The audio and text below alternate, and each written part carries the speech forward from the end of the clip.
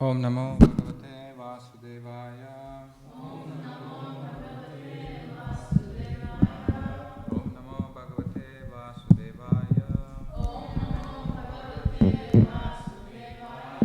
Om Namo Bhagavate Vasudevaya.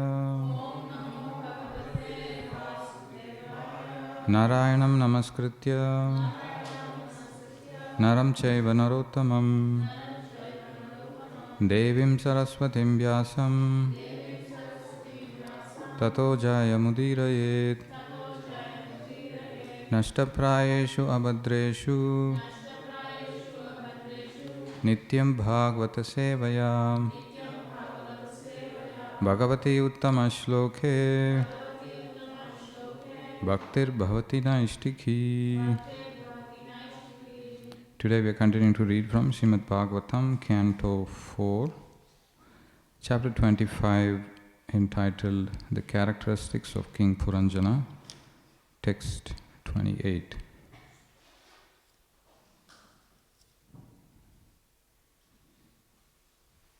Tvam Harir Bhavani Asiyata Vagramapatim Vichinvati Kim Munivat Rahovane Twadangri Kamapta Samasta Kamam Kva Padakoshaha Patitaha Karagrat.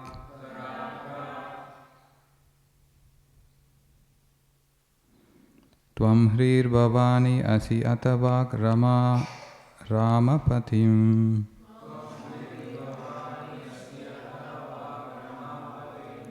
Vichinvati Kim Munivat Rahovane Twadangri Kamapta Samasta Kamam Kvapada Koshaha Patita Karagrat. Tvam Hrir Bhavani Asyatavak Ramapatim Vichinvati Kim Nivat Rahovane Twadangri Kamapta Samasta Kamam Kva Padma Koshaha Patita Karagrat. Tvam Hrir Bhavani Asiyatavag Ramapatim Vichinvati Kim Munivat Rahovane Twadangri Kamapta Samasta Kamam Kva Padma Kosha Patita Karagrat.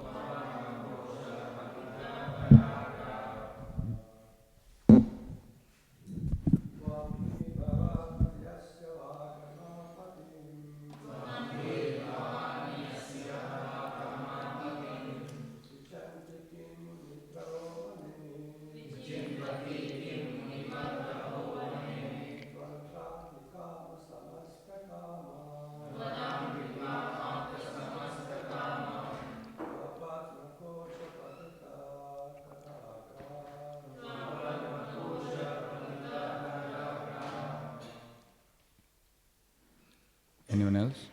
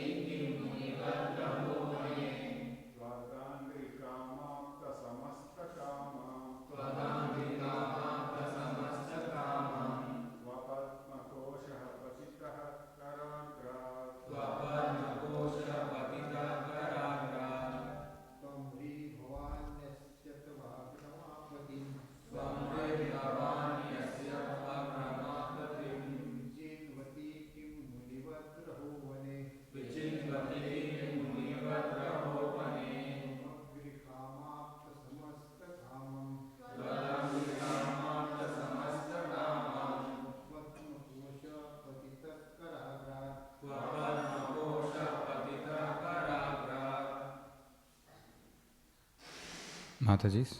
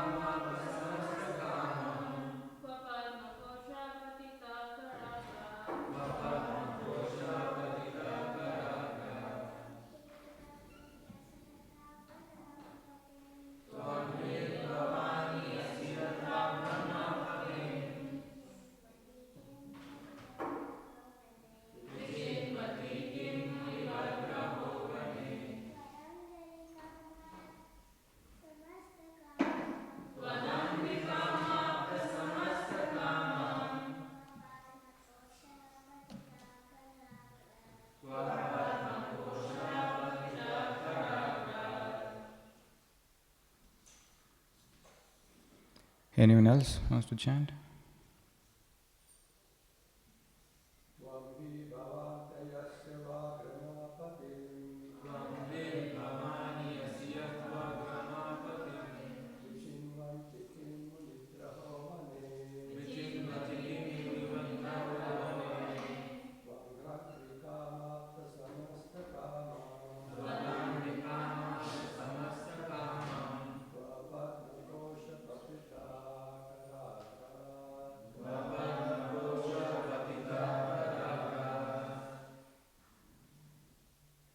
Tvam, you, Hri, shyness, Bhavani, the wife of Lord Shiva, Asi, or, Ata, rather, Vak, Saraswati, the goddess of learning, Rama, the goddess of fortune, Patim, husband, Vichinvati, searching after, thinking of, Kim, are you, Munivat, like a sage, Rahaha, in this lonely place, Vane, in the forest, Tvadangri, your feet, Kama, desiring, Apta, achieved, Samasta, all,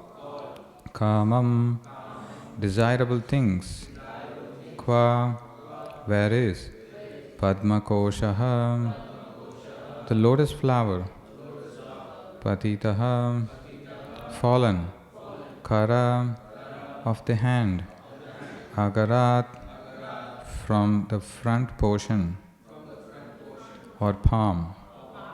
Translation and purport by His Divine Grace, Srila Prabhupada. My dear beautiful girl, you are exactly like the goddess of fortune, or the wife of Lord Shiva, or the goddess of learning, the wife of Lord Brahma. Although you must be one of them, I see that you are loitering in this forest. Indeed, you are as silent as the great sages. Is it that you are searching after your own husband? Whoever your husband may be, simply by understanding that you are so faithful to him, he will come to possess all opulences. I think you must be the goddess of fortune, but I do not see the lotus flower in your hand. Therefore I am asking you where you have thrown that lotus. Purport. Everyone thinks that his intelligence is perfect. Sometimes one employs his intelligence in the worship of Uma, the wife of Lord Shiva, in order to obtain a beautiful wife. Sometimes when one wants to become as learned as Lord Brahma, he employs his intelligence in the worship of the goddess of learning, Saraswati. Sometimes when one wishes to become as opulent as Lord Vishnu, he worships the goddess of fortune, Lakshmi. In this verse, all these inquiries are made by King Puranjana, the living entity who is bewildered and does not know how to employ his intelligence. Intelligence should be employed in the service of the Supreme Personality of Godhead. As soon as one uses his intelligence in this way, the goddess of fortune automatically becomes favorable to him. The goddess of fortune, Lakshmi, never remains without her husband, Lord Vishnu. Consequently, when one worships Lord Vishnu, he automatically obtains the favor of the goddess of fortune. One should not, like Ravana, worship the goddess of fortune alone, for she cannot remain long without her husband. Thus, her other name is Chanchala or restless. In this verse, it is clear that Puranjana is representing our intelligence while he is talking with the girl. He not only appreciated the shyness of the girl, but actually became more and more attracted by that shyness. He was actually thinking of becoming her husband and consequently was asking her whether she was thinking of her prospective husband or whether she was married. This is an example of bhoga icha, the desire for enjoyment. One who is attracted by such desires becomes conditioned in this material world, and one who is not so attracted attains liberation. King Puranjana was appreciating the beauty of the girl as if she were the goddess of fortune, but at the same time he was careful to understand that the goddess of fortune cannot be enjoyed by anyone except Lord Vishnu. Since he doubted whether the girl was a goddess of fortune, he inquired about the lotus flower she was not holding. The material world is also the goddess of fortune because the material energy works under the direction of Lord Vishnu, as stated in Bhagavad Gita, Maya dakshena prakriti suyate sa characharam. The material world cannot be enjoyed by any living entity. If one so desires to enjoy it, he immediately becomes a demon like Ravana, Hiranyakashipu or Kamsa. Because Ravana wanted to enjoy the goddess of fortune, Sita Devi, he was vanquished with all his family, wealth and opulence. One can, however, enjoy that Maya bestowed upon the living entity by Lord Vishnu. The satisfaction of one's senses and desires means enjoying Maya, not the goddess of fortune.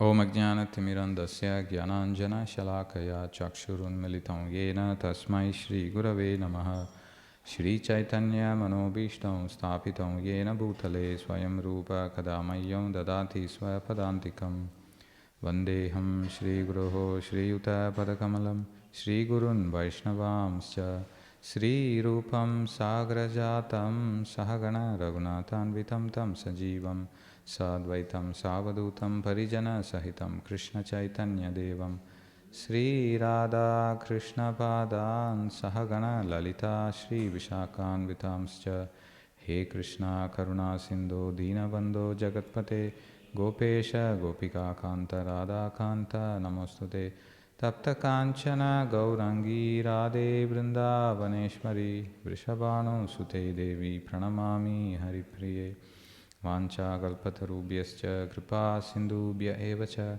Patitanam Bhavanebhyo Vaishnavebhyo Namo Namaha Jai Sri Krishna Chaitanya Prabhu Nityananda Shri Advaita Gadadhar Srivasadi Gaura Bhakta Vrinda Hare Krishna Krishna Krishna Hare Hare Hare Rama Rama Rama Hare Hare.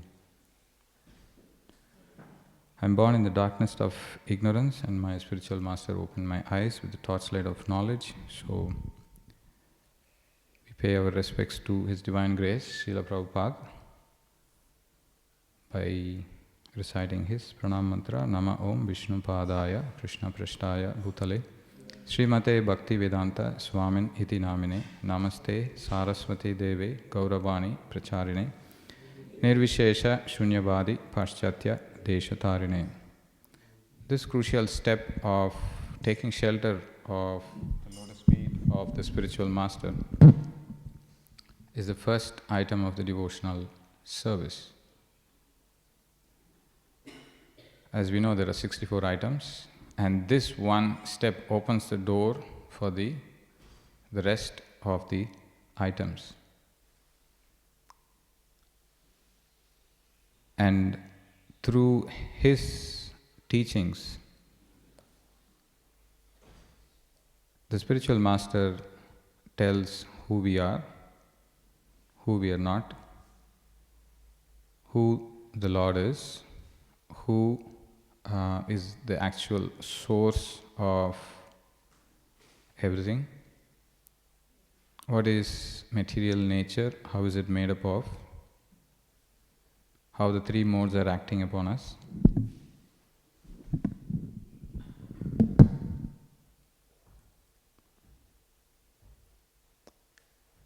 And then he also imparts this crucial wisdom of the yoga of devotion, which is bhakti. Bhakti is translated as a devotional service. It's not just devotion, it's not just service. So in the process of doing devotional service, one, under the guidance of the spiritual master, engages the material energy in the service of the Lord. We are not going to reject everything. Okay, this is material, can't be used, this is material, can't be used, this is material, can't be used, neti, neti, neti. We are not followers of that. We are under the guidance of the Goswamis and under the guidance of Srila Prabhupada, we are given this unique concept of yukta vairagya. What does that mean?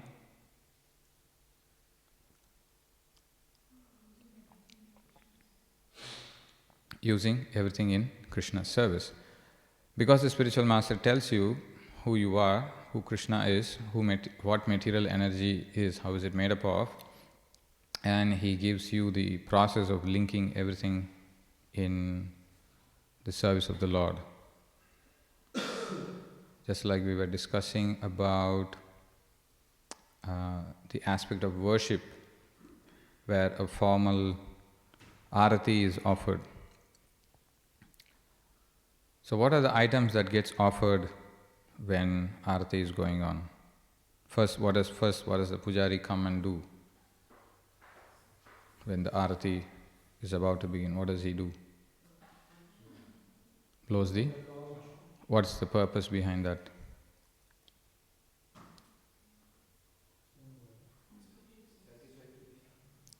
To bring auspiciousness. Good. Then, what are the list of items that gets offered to the Lord? Incense. What does incense represent? Why are we offering incense? For the element air. Okay. Is that the only fragrance? Okay, so good. Then what's the next item? Lamp. So why is the ghee lamp? Why are the ghee wicks pointed up? Any reason for that, or is it just a coincidence?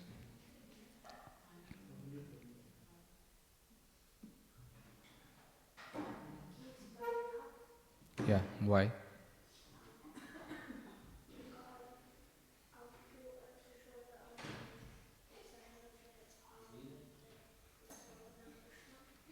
To serve Lord Krishna. What was that I missed in the between?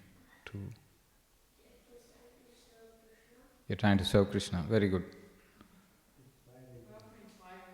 You're offering fire? Yes. Okay. Fire element is getting offered. And the progression is up. Okay. What's the next element that gets offered?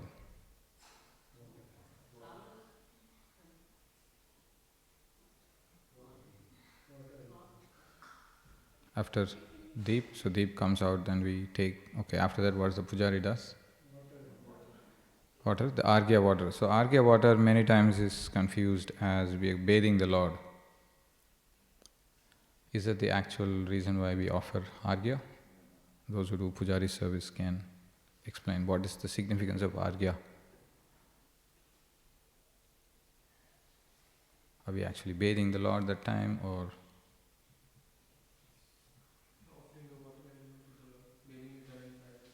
Okay, bathing is done in private, so then the offering is done.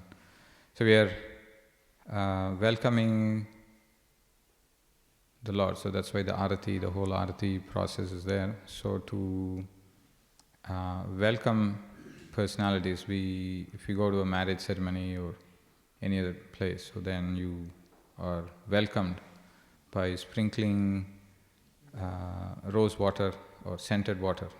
This is very common. Alright, so yeah, and then what's the next item that gets offered? Cloth. So what does cloth represent?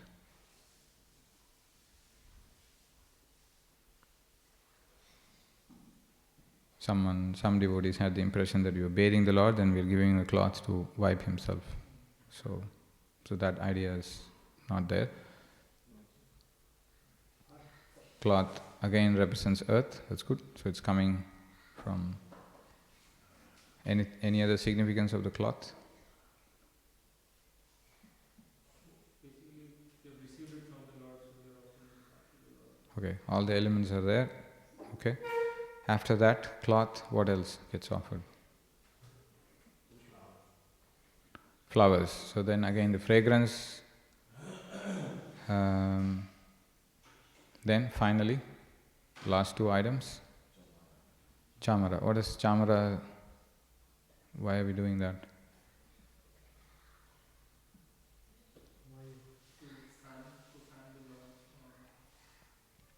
Fan the Lord, that will come next. If it's summer, we use the peacock feather for fanning. What is the chamara used for? Yes, Abhay.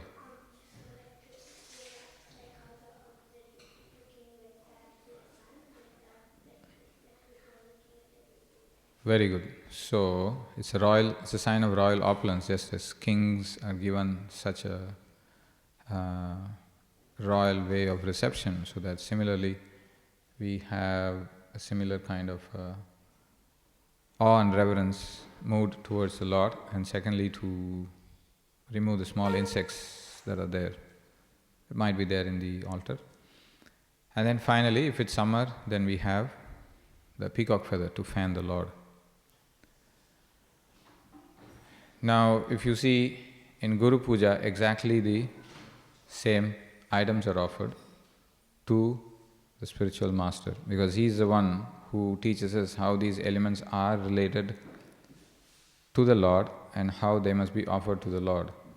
And because he is giving us this knowledge, as a disciple, one is meant to treat the spiritual master as good as God. So, we worship the Lord and then we worship the spiritual master as well with all these elements, because he is the one who is giving us this concept of using every element, take those elements, and because he is teaching the devotional service, which means not just service.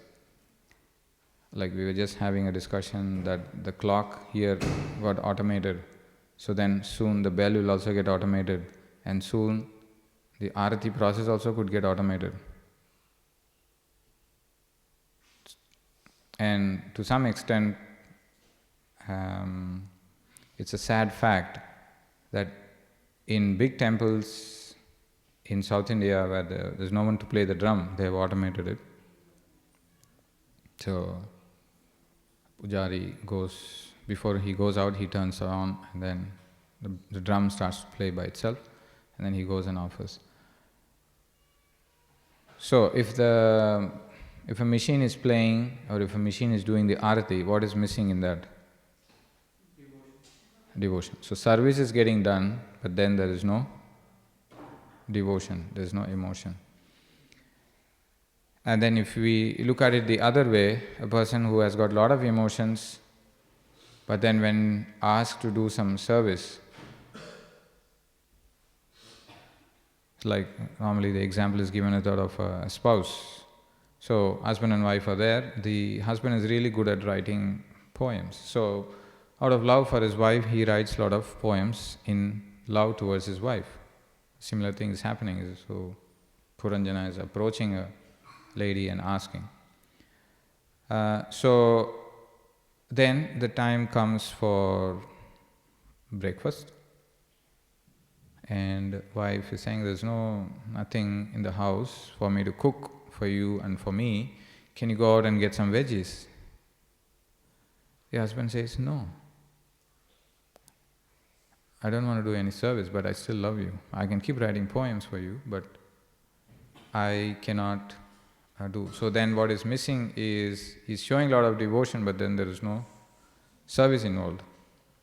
So that's why bhakti is translated as devotional service. Now, for us to understand and to raise to the platform of devotion and devotional service, Srila Prabhupada has masterminded and he has given us various engagements. According to your own nature, you could pick up and do a variety of engagements. The primary of such engagements is the commitment to chant 16 rounds, which is the do's, and then the don'ts, which is the no meat eating, no illicit sex, no intoxication, no gambling. So by this, we are getting eligible to receive the spiritual mercy and then hear and understand the Lord's pastime. We were discussing about what is the meaning of the word Srila. Does anyone know what Srila means? We put the word Srila before Prabhupada. What does it mean?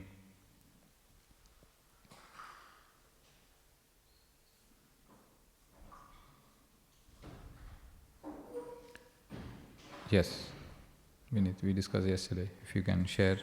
Somebody who has the beauty and the courage to participate in the Lord's pastimes, or to explain to us the Lord's pastimes. So La means Leela. So Shri means beauty and the strength. One who is bestowed with the beauty and the strength to describe, elaborate, and write purports and explanations on the pastimes of the Lord. So that's what Srila means. So why are we asked to go through the pastimes of the Lord is because by understanding the pastimes of the Lord, by engaging in that hearing process of hearing the Lord's birth, activities, and his pastimes, what's the consequence of that? What does Krishna say about a person who hears about his birth, activities, and pastimes? Yeah, you remember the verse? Janma karma chame divyam evam yo vetti tatvadaha tyaktva deham punarjanma naiti mam iti so Arjuna. So in that case, the living entity does not have to go and talk to the opposite gender, try to flatter, use all the sweet words. So by hearing the Lord's pastimes, all those desire for enjoyment kind of subsides gradually. It's a gradual process.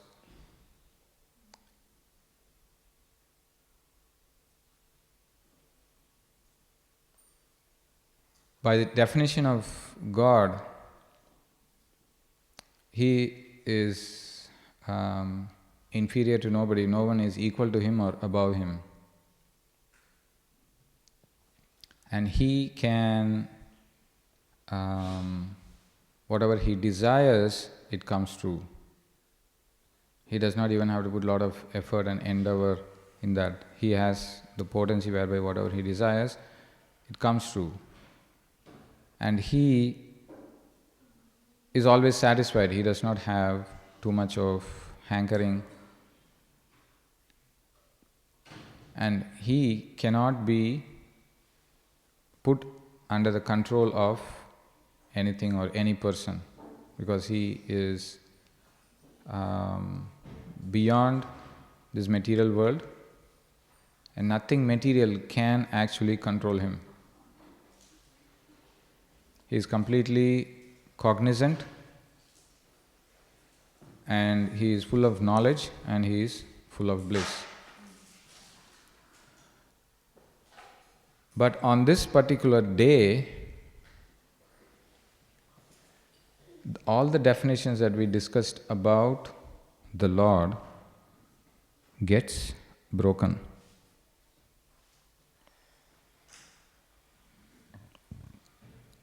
He is Atmaram, but still he feels hunger.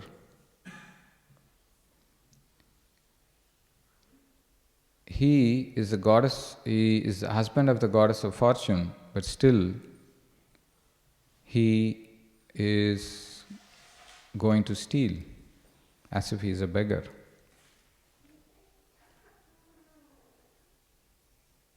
He is supposed to be self-satisfied, but when his mother tries to feed him, he is not satisfied by drinking the milk.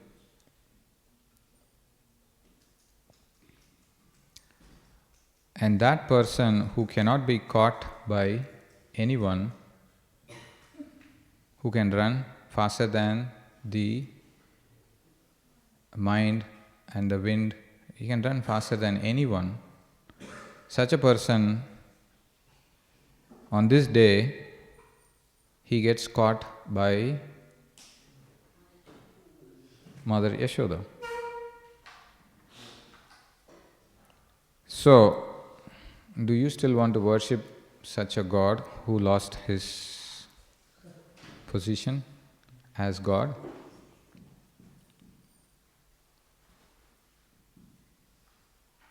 All the definitions are broken,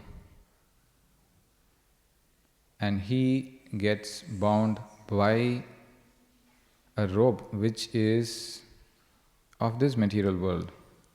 He is supposed to be beyond this material world, but he gets bound by a rope which is of this material world. That's why Prabhupada describes that the devotees are so great that they can not only see the Lord, they can also engage in pastimes with the Lord and go to the extent of binding him.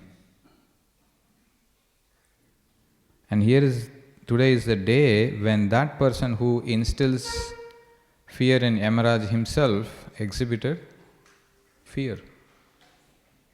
And he started crying. So, devotees of the Lord draw out so much of various emotions from the Lord which is not exhibited, and they make him break all the definitions of God, and they treat him as their own child, as their own lover, as their own master. So such is the sweetness of the Lord.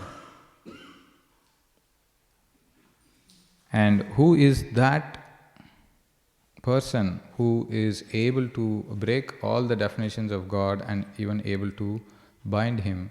What did she do? In my mother tongue there is a song which describes the glory of Mother Yashoda. What kind of austerities and penances have you done, Mother Yashoda, to have that Supreme Lord who is Parabrahman, who is beyond this material world, who is the embodiment of bliss, to have him as your son and play in your courtyard? Enna tavam sedanai Yashoda, engum nirai Parabrahmam amma endralika. So, Krishna opens his mouth and calls Yashoda as mother, Amma. So what glorious activities and penances and austerities have you done, Mother Yashoda, to get this kind of a blessing where the all-pervading Parabrahman is playing in your courtyard as a small child.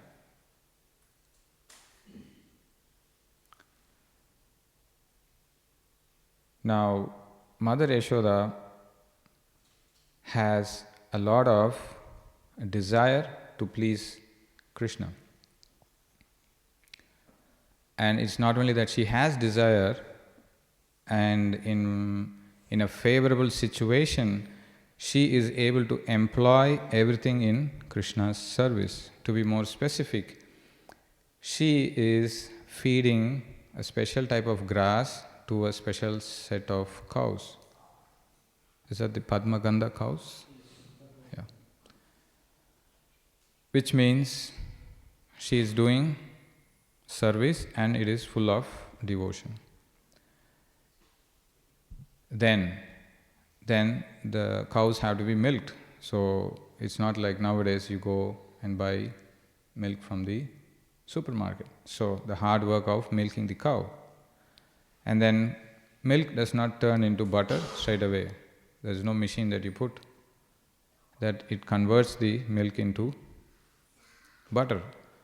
The milk has to be turned into yogurt, and then from the yogurt the cream has to be collected, and then over collecting the creams it has to be churned. That's what the whole process, that she has not only the desire to please Krishna, but she is spiritually also intelligent, and she wants that service, and she is very possessive of that service that she doesn't want to delegate to anyone else. She is personally doing it. So when doing this activity, the whole activity is described that when she is churning, she is not doing it out of grudging way, just cursing Krishna. See, look, I have to do all this hard labor just because my son goes and steals butter. She is not doing it in a grudging way. She is actually relishing the process by composing songs about the activities of the Lord, the various pastimes that the Lord did by killing Putana, by killing Aghasura, all that she is remembering, recollecting and composing poems, and she is doing the activity of churning the butter and simultaneously reciting all those pastimes of the Lord in terms of poem. So Prabhupada explains that if one wants to remember the activities of the Lord, one should recite poems or verses glorifying the Lord. Now, if we step back and think that Mother Yashoda is now in a favorable situation where she has got access to the grass, she has got access to the cows, and she has got access to the whole paraphernalia. And she is engaging everything in the Lord's service. So the point to learn is that when we have desire and when things are favorable for us, when we are in a situation where we are put in a position to execute devotional service, when we are in a favorable situation, at that time we shouldn't come under the influence of the mind which says, maybe I'll do it later. Maybe I don't feel like doing it, come on. I don't want to. So that's more of the level of liking, disliking. If we are in a favorable situation and we have a desire and we are able to do what we like, at that time we shouldn't give in to the influence of the mind which naturally takes us down, but rather we should roll up our sleeves and get into action, and while doing the action also maintain proper attitude. The attitude is something that I'm working on, not so great at it, but by reading the activities of the great devotees and by following the Guru Parampara, I'm confident that one day I'll be purified. So, when the situation is favorable and when you are in a position to do what you desire, so roll up your sleeves, make the plan and start and doing those activities, doing the devotional service. Because in this same Puranjana pastime, a time will come when the life force will be leaving, then the disease will be attacking, Chandavega, I think, will attack. There's even attack by Chandavega on the city of Puranjana.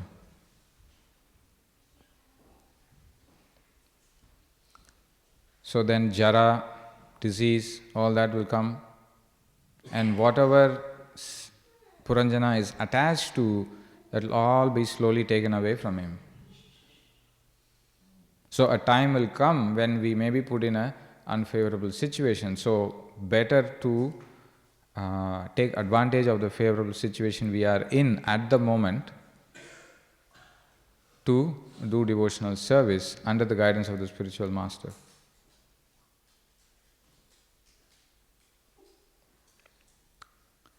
So Mother Yashoda does not only have the desire, she has the extreme love for Krishna, and she is employing everything in Krishna's service.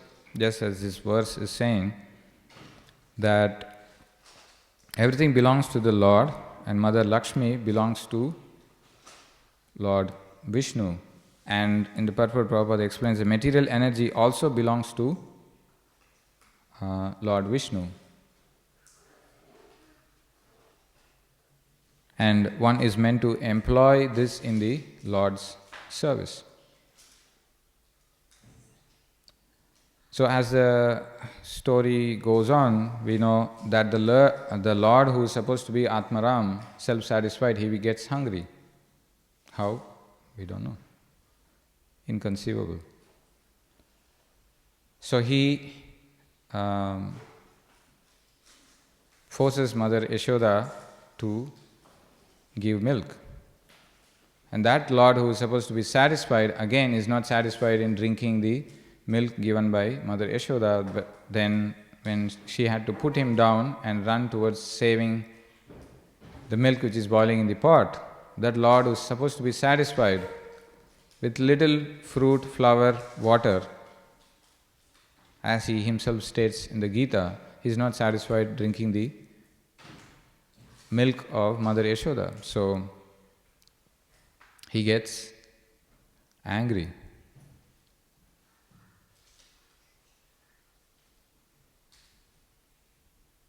So this is when we see that the Lord's various facets are revealed to us through the teachings of the Acharyas. So we are getting a glimpse of the spiritual world because the spiritual master is opening our eyes through the torchlight of knowledge. And many times when there are pictures, paintings in the temple hall, I was quite fascinated by painting in the Sydney temple where the Brahma Vimohan Leela is painted, where the various forms of Vishnu will be coming and Krishna will be sitting in the center and he's showing, I am the ultimate Vishnu. So that picture drew my attention, means I got attracted to that, is to spend a bit of a time going closer and watching. How is that all happening is because these paintings are done based on the descriptions given by the Acharyas like Srila Prabhupada. So they are just very close to the Lord and we are very far from the Lord. They are just one step close to the Lord and we are many steps away from the Lord. But through their mercy, they are giving us an opportunity to get closer and closer to the Lord by by describing these pastimes. And when we hear all these pastimes, the the senses, the mind and the intelligence all are employed in the Lord's service. And gradually it is becoming purified. And this is actually the science behind bhakti. One may think, what's the point reading the same pastime year after year? What's going to happen? But if you look at your own life, you don't complain saying that, oh, I've got the same wife, I got the same husband, I got the same mother, I got the same children. It's too boring. But the point is, if you serve your wife or husband or children, even in this material world, when you selflessly do that service, when you give happiness to somebody, you become happy by that. When that same principle is taken and applied, when the water is poured on the root, when the food is given to the stomach, that's what Bhagavatam describes, that all the branches get nourished. Yatataror mula nishechanena tripyanti tat skanda bhujopashaka pranopahara cha yatendriyanam tataiva sarvar hanamachyut teja. So what happens when we do that? So then the whole tree gets nourished, the whole body gets nourished by putting the food on the stomach. Similarly, by hearing these pastimes, and when that goes through the years, pravishta karana randrena, when going through the years, pravishta karana randrena, I forgot the middle verse, but dunoti shamalam Krishna shalilasya yathasharat. If you hear that pastimes, when the pastimes are entering through your ears, it goes and cleanses the heart. That's just like autumn rain cleanses the lake. So that is why it is crucial to hear the pastimes of the Lord and also draw lessons from it and apply in our own life. As the pastime progresses, Krishna actually cranks up his mischievousness, he cranks up his anger, and he is doing this uncommon activity of stealing, even though he is the husband of the goddess of fortune. And going and stealing in different places, as if he is a beggar, as if he does not have anything. If you look at it, he is the husband of goddess of fortune, and many, as described in this verse, wants to get the favor of the goddess of fortune, and they try to please her. And she does not stay in one place for long. And the best way to, the best spiritual economic secret is that you glorify the Lord, you please the Lord through a proper spiritual master. So then Mother Lakshmi will automatically stay, because you are glorifying the Lord and the Lord is residing. She will also reside there. So this Lord, who is a husband of the goddess of fortune, goes and steals butter as if he is a beggar. And he checks, oh, there are no security cameras around, so I can steal. But, as you know, as the pastime unfolds, Mother Yashoda,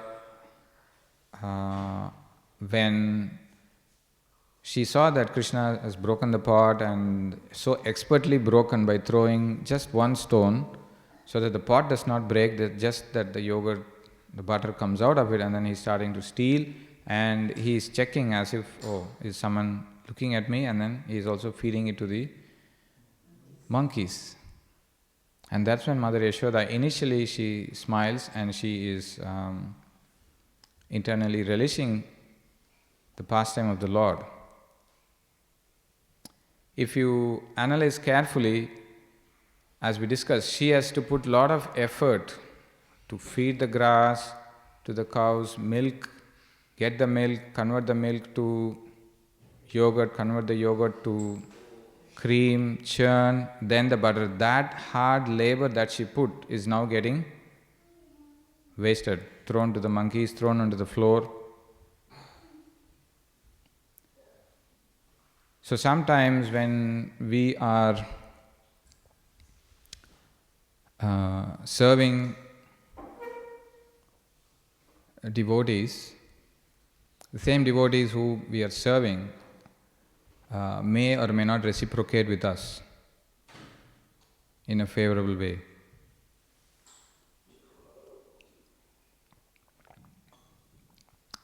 So, at the time we can take lessons from Mother Yashoda, where she was initially laughing at it, and as Prabhupada I was hearing a lecture by Prabhupada yesterday where he was saying preaching is an austerity. You have to go out and preach to people who may not be very favorable. And within your devotee circle also there are different levels of devotees who deal with you differently. So you may not get the reciprocation from them. So when Mother Yashoda saw that, she did not take a resolution that from today I won't make butter for Krishna. She never thought like that. But she wanted to make sure that Krishna is corrected so that he does not do too much of mischief. So that's when she decides that I must teach him a lesson, and if Krishna is going to go to everybody's house and steal, he may run out of the house out of that fear. Today I have to teach him a lesson, and if needed I also have to tie him up, because if I chastise him so much he may run away from the house. So she is now chasing, and Krishna is starting to run, and that Lord who cannot be caught by anyone, who can travel faster than the mind and the wind, who the yogis try to attain the feet of the Lord after many, many years of austerities, that Lord who is thinking, oh, who can catch me? And so he is running, and to his surprise, as Prabhupada says, devotees can not only go to the spiritual world, but they can also see and have various engagements with the Lord. So Mother Yashoda also surprises the Lord by carrying a stick and chasing after him. So Krishna is surprised to see such a form of Mother Yashoda, angry and trying to correct him. So from the point of correction, she has a lot of good intention to correct Krishna and bring him and serve him. So still the correction is done from the point of view of serving him. As a mother, she has got a role to play, and she is doing it as part of service, the correction. And that is done with a lot of love.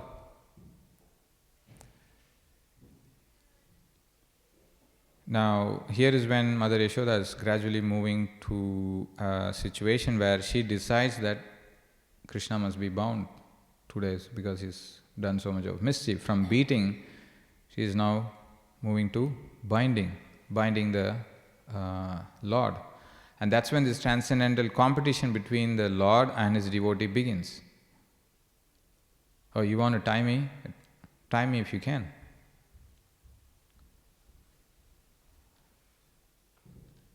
So here is where Mother Yashoda is going to enter an unfavorable circumstance gradually.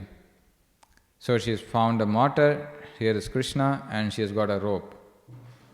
And Krishna is resolved that I will not reciprocate, I will not budge to your attempt to bind me.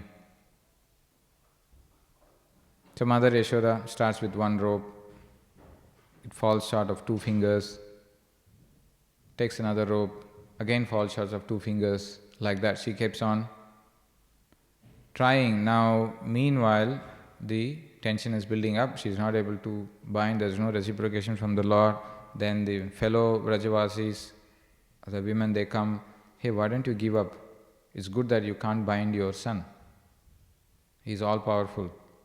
So why don't you give up?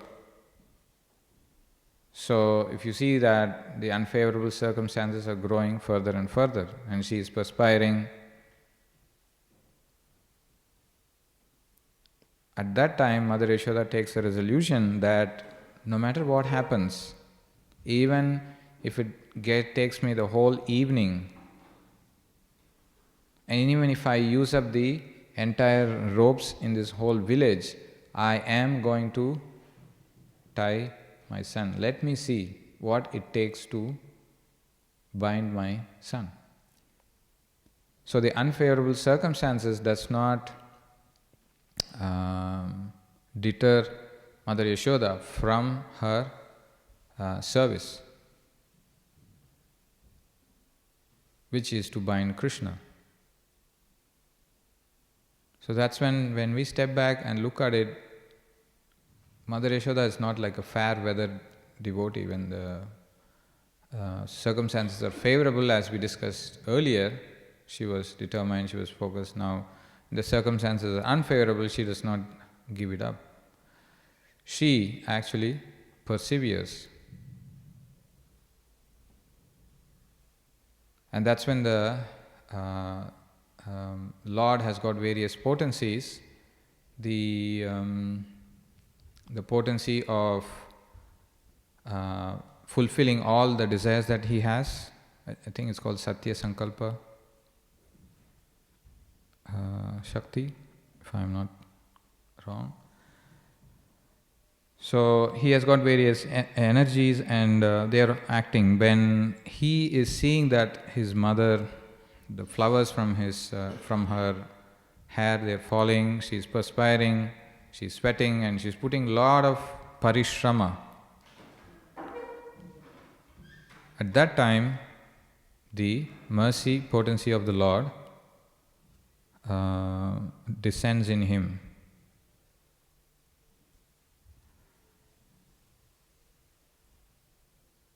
And the mercy energy of the Lord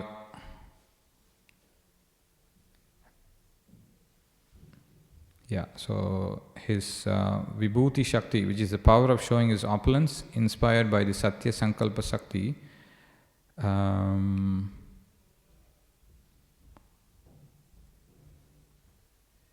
so those potencies are overcome by the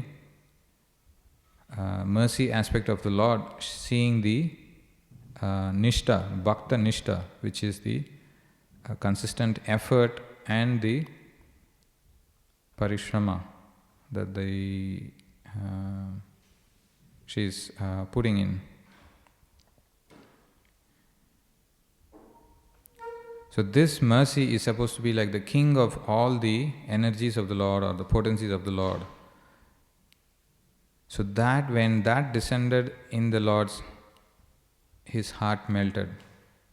And that's when he decided to get bound by a rope which is of this material world, although he himself is beyond this material world. The effort and the fatigue of the service and the worship, that Bhakta Nishta gave rise to the Lord's mercy. So Lord also has got a quality called Swanishta, which is he is steady. But then when the mercy aspect descended, he agreed, allowed himself to be bound.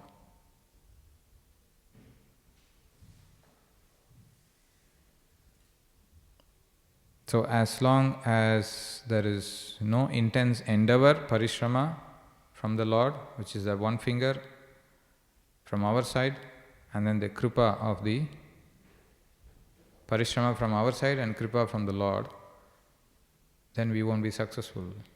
It's very similar to the Bhagavad Gita verse, Adhishtanam tata karta karanam cha pritak vidam vividascha pritak teshta daivam chaivarta panchamam. So success will happen when you have your body in place, you have your senses in place, and you have your various endeavors that you do. Then the Atma is there, the soul asset should be there, which is very similar to what we are reading in Puranjana's story, where he is getting attracted to this lady who is figuratively represents intelligence. So in that Bhagavad Gita verse, Krishna explains that these 4 factors are with you, but the 5th factor, Daiva, is with me. So, guidance, super soul. So there are so many books, how to become a millionaire, how to become a billionaire, 7 habits of highly effective people. So have everybody become a millionaire? Because the same knowledge is available. So the Daiva aspect varies from person to person. And by the mercy of Acharya like Srila Prabhupada, we are engaged in devotional service, various engagements where we are the creative energy inside us is brought out and channeled in a positive way. So when that creative energy is used in a positive way in various engagements, what you are ultimately doing is you are uniting Krishna's energy, which is Mother Lakshmi. We are uniting Lakshmi and Narayan. We are uniting Sita and Ram. We are uniting Radha and Krishna.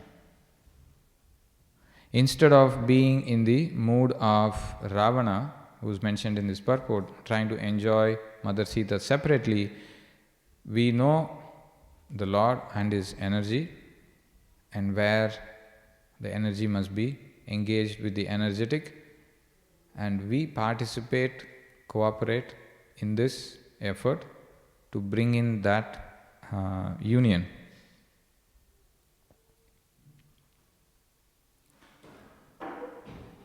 Thereby we also experience pleasure, and that pleasure is on a spiritual platform, and that spiritual pleasure is what will satisfy the senses, the mind, purify the intelligence, spiritualize it. So the way it works is spiritual knowledge will purify the intelligence, make that into spiritual intelligence, and through that spiritual intelligence you try to guide your mind and senses to go in the proper direction.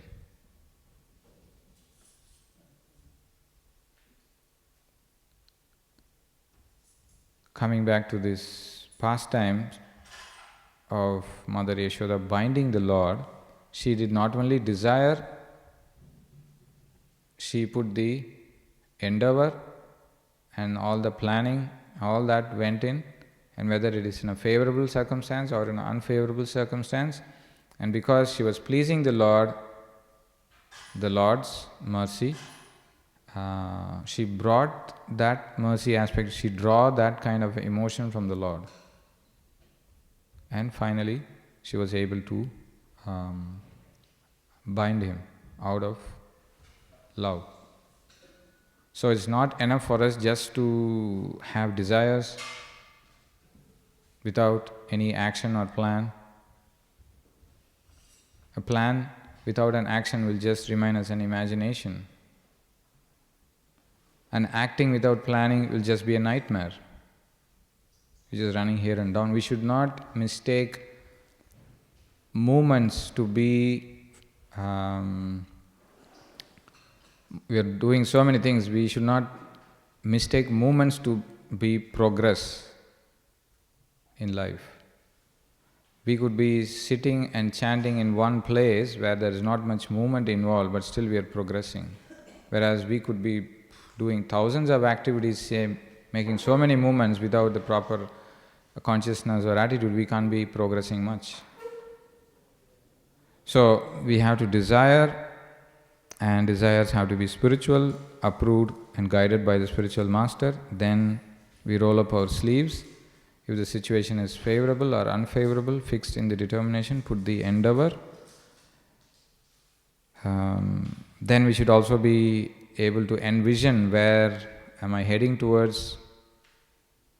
These are my goals, spiritual goals. How am I going to achieve them?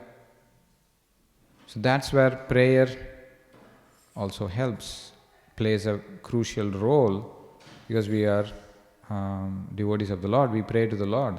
That's a crucial step. We desire, we endeavor, we envision, and we also pray. That is throughout.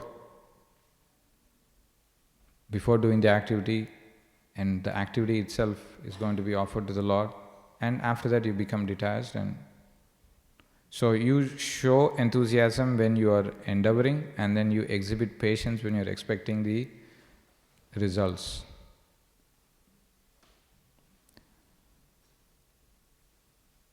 By doing this, you can enjoy the spiritual pleasure by uniting the Lord's energy back to Him. That way, Goddess of Fortune will be united with Lord Vishnu, and we are also playing a role in that. So that is how you experience the real illumination in your life, which is what today is about, illuminating your life through lights. The festival of Diwali, which is celebrated, and on this day, this pastime happened.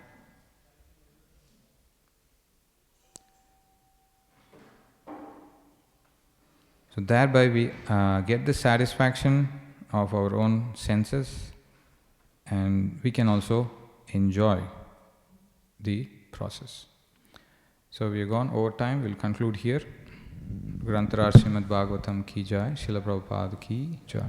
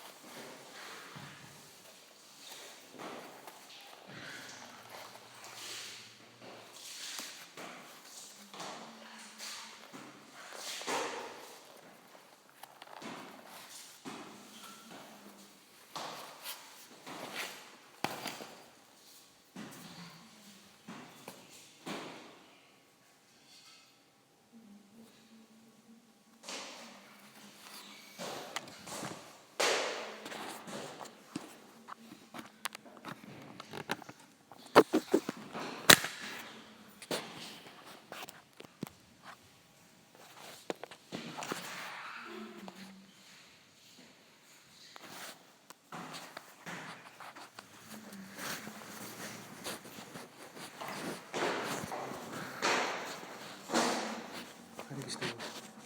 Can you tell me about what is the first? This goes, you normally do is switch it off.